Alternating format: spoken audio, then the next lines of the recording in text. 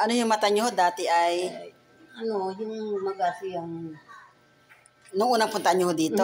Ay, oo nga, yung pikit siya. Ngayon, medyo naibubukan nyo na, ano ha? Iba na ang... Ito yung nag-iintay kayo doon ng sasakyan. O, nung pumunta dito, andun nga, pinuntahan ko sila noong Biyernes. Doon muna kahit maupo, inintay doon ang service nila.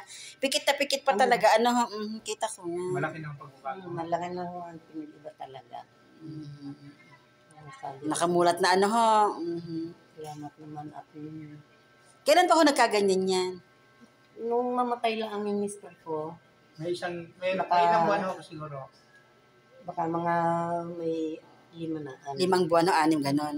Tapos nagpa-hospital ako kayo, wala ako Pina-check up lang.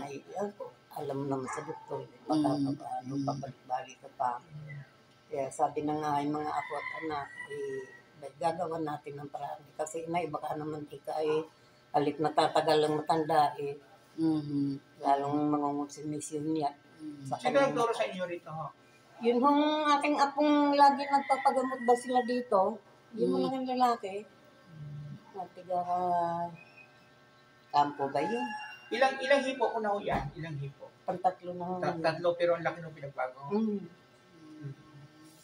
Yung magandang ano. Kasi nga nung Biyernes talaga, nakita ko pikit pa iyan eh. Hindi ko nga lang inano. Kasi nakapikit pa. Nakasalamin pa kayo na nanaha. Tapos, tuloy pa rin ang gamot natin hanggang talaga siya umalis. Bumalik sa dati. Okay na. Magandang balita ano ha. Salamat. Sige, babalik pa si nanay sa Friday yan ha. Sige ha, salamat ha.